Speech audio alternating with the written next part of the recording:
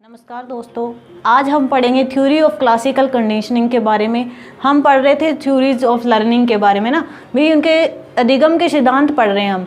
तो उनके अंदर हमने एक तो पहले पढ़ लिया। अब नेक्स्ट हमारे पास है क्लासिकल अनुबंधन सिद्धांत, meaning theory of classical conditioning. इसके कई और भी नाम से ये जाना जाता है, जैसे शास्त्रीय अनुबंधन का सिद्धांत आता है, तो भी ये क्या हमारे पास थ्योरी ऑफ क्लासिकल कंडीशनिंग की बात कर रहा है। संबंध प्रतिक्रिया सिद्धांत, देखो वो पीछे वाला संबंधवाद का सिद्धांत जो हमने पढ़ा था थोंडाई का, वो वहाँ पे उद्दीपक के लिए था ना, प्रतिक्रिया के लिए नहीं। यहाँ पे क्या है, प्रतिक्रिया के लिए, उसकी रिस्पॉन्स किससे रिलेटेड। परंपरागत अनुबंधित सिद्धांत या फिर प्राचीन अनुबंधित सिद्धांत भी कह सकते हैं, अनुकूलित अनुक्रिया सिद्धांत भी कह देते हैं, अनुबंधित अनुक्रिया सिद्धांत भी बोल देते हैं इसको। इसी को संबंध प्रतिक्रिया सिद्धांत भी कहते हैं, मीनिंग CR थ्योरी। ये भी किसको बोला जाता है, कंडीशनिंग रिस्पॉन्स थ्योरी भी हम क्लासिकल रिस्पॉन्स थ्योरी या थ्योरी ऑफ क्लासिकल कंडीशनिंग ही इसी का नाम है। फिर उसके बाद प्राचीन अनुबंधित या संबंध प्रक्रिया सिद्धांत भी किसका नाम है, हमारा क्लासिकल कंडीशनिंग थ्योरी का नाम है। प्रतिक्रिया सिद्धांत भी इसी को कहते हैं। ये क्या है, इसके अलग अलग नाम दिए हुए हैं जो हमें करने हैं। कई बार अलग कोई भी नाम से आ जाता है। ये कहता है कि ये क्लासिकल कंडीशनिंग थ्योरी तो जो हमारी थी, ये किसने दी थी, इवान पी पावलोव ने दी थी, जो रूस के थे, जो एक शरीर शास्त्री थे हमारे। उन्होंने क्या किया, 1904 के अंदर इस सिद्धांत को पारित किया, मतलब प्रतिपादित किया। कहता है इस सिद्धांत के लिए उन्हें क्या, एक नोबेल प्राइज भी मिला, जो कब मिला, 1904 के अंदर ही मिला। मीनिंग जब ये सिद्धांत आया तो उसके लिए उनको क्या है, नोबेल प्राइज दिया गया। वैसे एक नोबेल प्राइज से रिलेटेड भी नोबेल प्राइज वैसे कब दिया जाता है, हमारा 10 दिसंबर को दिया जाता है। कब दिया जाता है, 10 दिसंबर को दिया जाता है। वैसे उनकी घोषणा अक्टूबर में हो जाती है भी किस किस को दिया जाना, उनके नामों की। तो ये क्या हुआ, दिया कब जाएगा, 10 दिसंबर को दिया जाता है हमेशा। और किसकी लिए दिया जाता है, अल्फ्रेड नोबेल की पुण्यतिथि है, मतलब ये हमारी 10 दिसंबर उस दिन दिया जाता है इसको, ठीक है। किसकी याद में, अल्फ्रेड नोबेल की याद में नोबेल पुरस्कार दिया जाता है।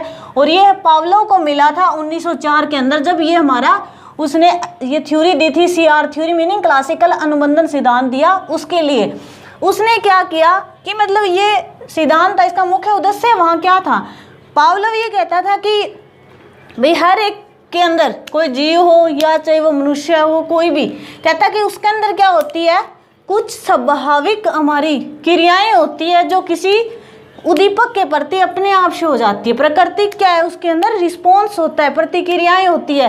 जैसे लार का टपकना खाने को देखकर, ये क्या है, उसकी एक स्वाभाविक क्रिया है ना। कहता है कि ये उसको रिलेट कर दिया उसने अस्वाभाविक उद्दीपक के साथ।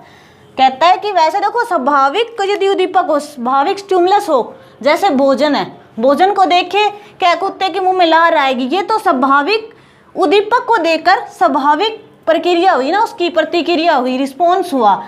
पर इस संबंध के अंदर मीनिंग जो ये सिद्धांत है, इसमें क्या कर रहे हैं, जो अस्वाभाविक उद्दीपक होगा कोई, मीनिंग जैसे भोजन नहीं है, भोजन की जगह कुछ और, जैसे घंटी यूज करेगा, वो कहता है कि उस घंटी को वो स्वाभाविक क्रिया जो लार आ रही थी ना, उसके साथ रिलेट करेगा, जोड़ देगा। तो ये हमारा जो ये थ्योरी है, इसके अंदर ये चीज क्या करनी है, इसका मुख्य उद्देश्य यही है कि हमारा अस्वाभाविक उद्दीपक, मीनिंग जो कुछ कंडीशन के साथ उद्दीपक देंगे, तो उस कंडीशन को क्या करेंगे हम, जो स्वाभाविक उसकी क्रिया थी ना, मीनिंग स्वाभाविक जो उसका क्या था, रिस्पॉन्स था, उसके साथ जोड़ देंगे। तो यही किसका मुख्य उद्देश्य है। ये प्रयोग किस पे किया था, पावलोव ने कुत्ते के ऊपर किया था। ये क्या कर रहे थे, नाड़ी तंत्र पे कुत्ते के क्या कर रहे थे, रिसर्च कर रहे थे। उसके टाइम ये चीज उसको पता लगी, मतलब ये चीजें उसने यहाँ पे ली। कहता है कि इस प्रयोग के अंदर क्या किया, पावलोव ने 2 उद्दीपक लिए। एक तो कैसा लिया, स्वाभाविक, जैसे हमारा भोजन होता है, भोजन लिया नेचुरल, और एक अस्वाभाविक जो भी मतलब घंटी यूज की उसने। ये इस तरह से यहाँ पे 2 उसने क्या कर लिए, हमारे पास उद्दीपक यूज किए, जैसे भोजन और घंटी, ठीक है ना। एक तो स्वाभाविक करेगा और एक अस्वाभाविक जो नेचुरल नहीं है, ठीक है ना। अब देखो प्रथम चरण, पहले उसने क्या किया, फर्स्ट टाइम कहता है कि उसने ना स्वाभाविक उद्दीपक, जैसे स्टोरी सी है, जैसे कुत्ता होता है, उसके सामने क्या है, जैसे भोजन लेके आते हैं तो उसके मुंह में लार आएगी। ये क्या है, नेचुरल फिनोमिना है ना, भाई प्रकृति में ऐसे ही होता है, भाई किसी चीज को देखकर हमारी उस प्रतिक्रिया करते हैं हम, है ना।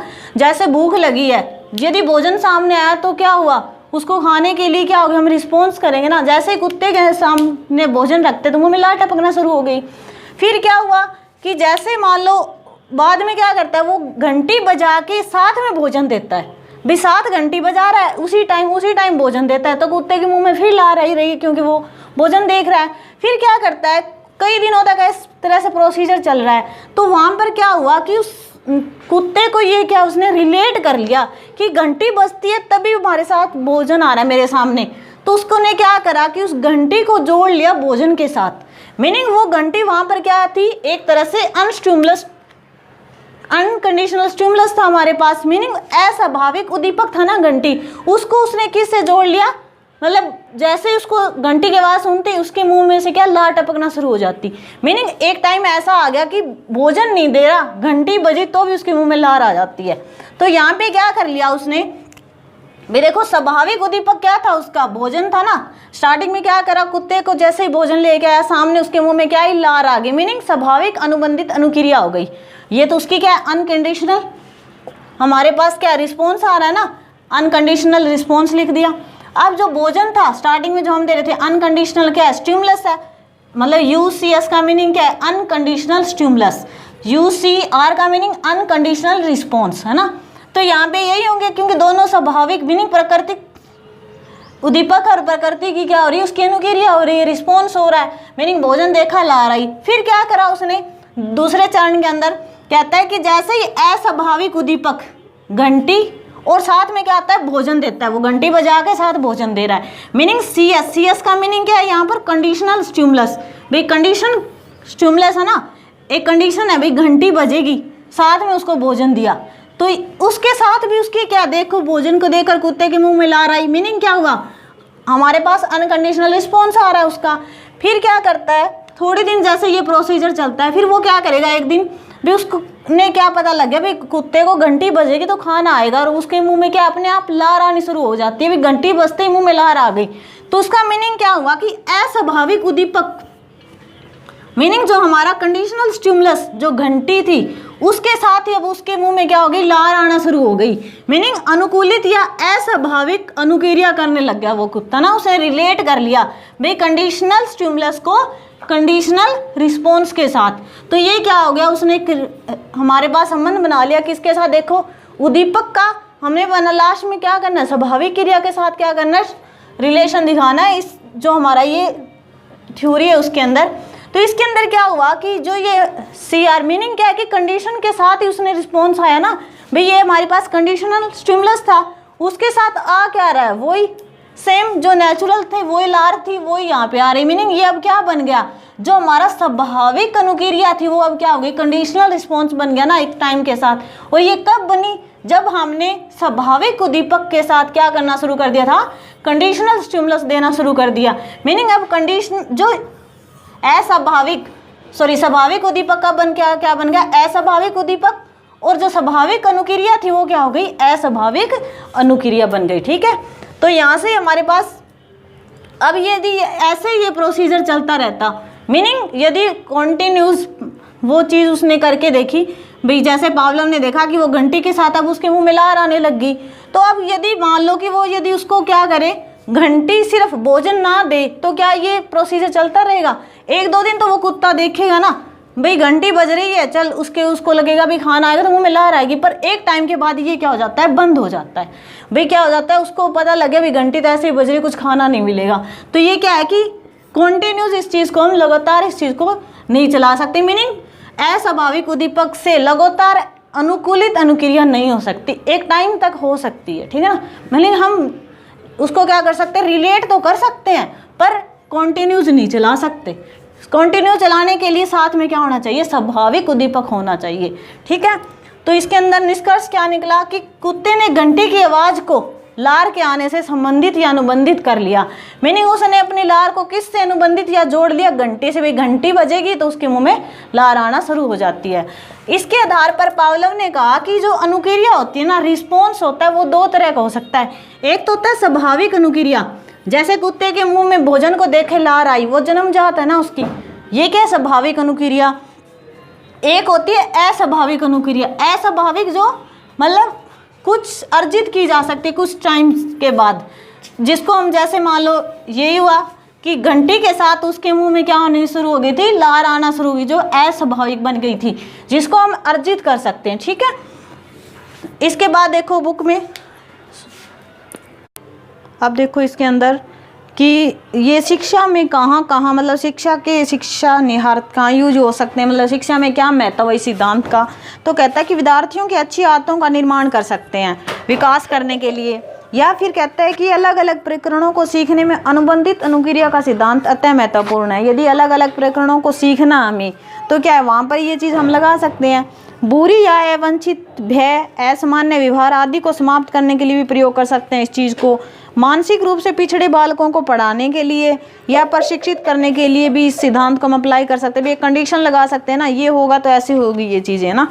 उसके बाद अध्यापक के प्रति छात्रों का उचित दृष्टिकोण विकसित करने में भी उपयोगी है। ये भाषा को सीखने और सिखाने के लिए उपयोगी है। सबसे इम्पोर्टेंट कि शिक्षण में जो सर्वदर्शी सामग्री होती है हमारी, वो इसी बेस पे होती है हमारी, जो उसका उपयोग होता है वो इसी सिद्धांत पर आधारित है हमारा। ठीक है, कहता है कि पावलोव का सिद्धांत शिक्षण अधिगम की प्रक्रिया में अभ्यास के महत्व पर बल देता है कि अभ्यास करेंगे तभी क्या आएगा उस चीज़ का हमारे पास, वो चीज़ हम सीख पाते हैं। जैसे उसका क्या था कि प्रैक्टिस ही हुई ना, जैसे उसने क्या किया, पहले भोजन दिया, फिर साथ में घंटी को शुरू कर दिया, फिर क्या करा उसने भाई ऐसे वो देता रहा घंटी और भोजन साथ में, तो लार आती रही। एक टाइम ऐसा आया कि वो घंटी पे डिपेंड हो गया ना कुत्ता, कि जैसे घंटी बजती है उसके मुंह में लार आनी शुरू हो जाती है। तो यहाँ पे क्या हुआ, अभ्यास किया ना, बारी बारी प्रैक्टिस, मीनिंग पुनरावृत्ति पर बल दिया।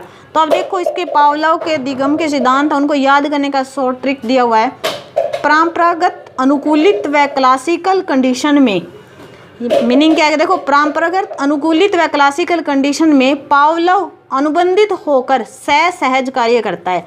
मीनिंग प्राचीन जो हमारे परंपरागत अनुकूलित या क्लासिकल कंडीशनिंग में जो पावलोव है वो क्या करता है, अनुबंधित होकर सहज कार्य करता है। तो यहाँ से क्या याद रखेंगे, परंपरागत मीनिंग परंपरागत अनुबंधित का सिद्धांत, अनुकूलित का मीनिंग अनुकूलित अनुक्रिया का सिद्धांत, क्लासिकल का मीनिंग क्लासिकल थ्योरी का सिद्धांत।